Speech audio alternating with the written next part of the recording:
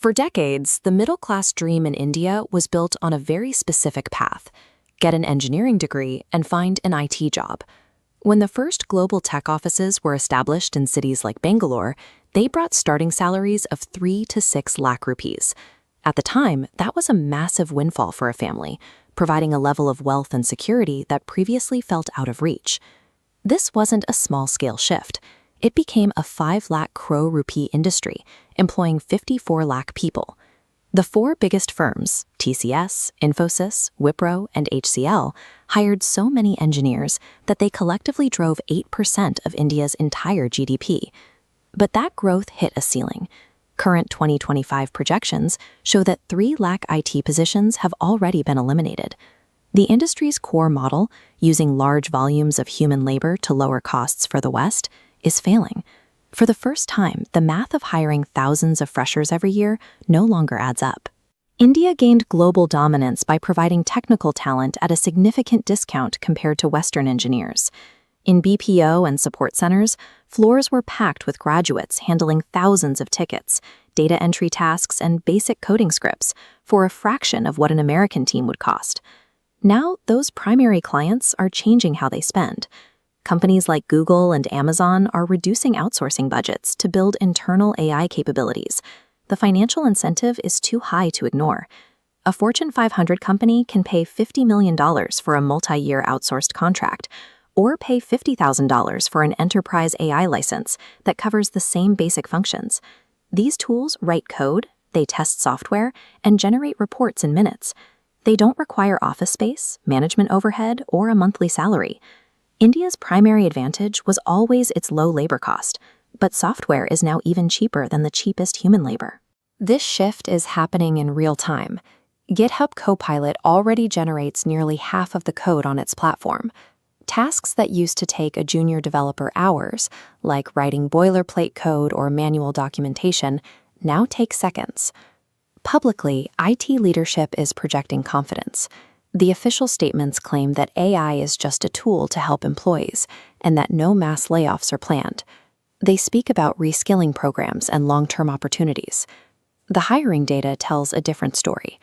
In the 2024 financial year, TCS recorded zero net hiring for the first time in 15 years.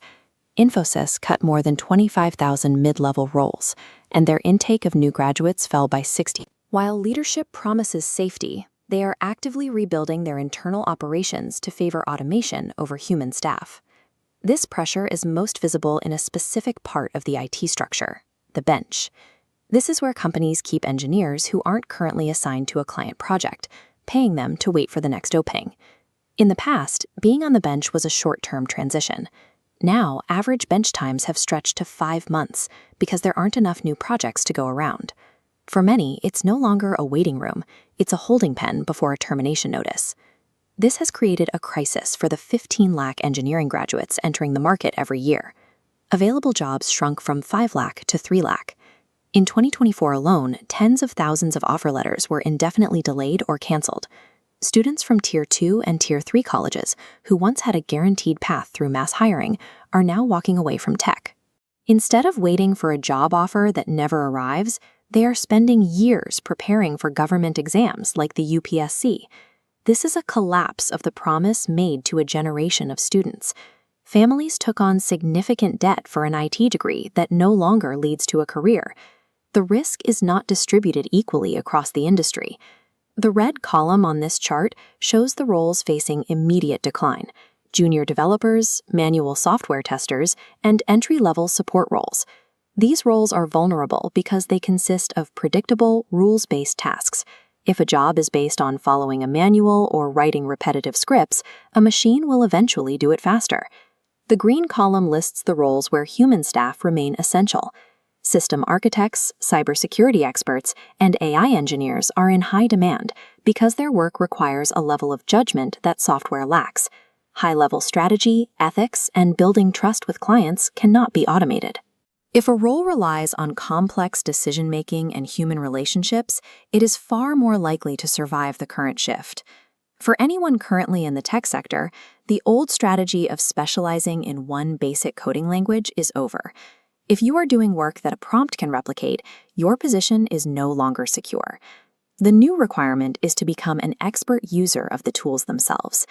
Learning to leverage GitHub Copilot, the ChatGPT API, and LangChain allows a single engineer to produce what once took an entire team to build. This transition is also creating a massive deficit in new types of talent.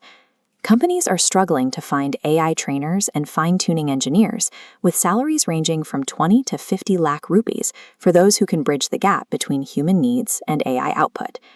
The industry is moving from a model built on the volume of human hours to a model built on the leverage of AI-assisted output. The rewards are shifting toward those who can manage these systems, while the traditional entry-level career path is closing for good.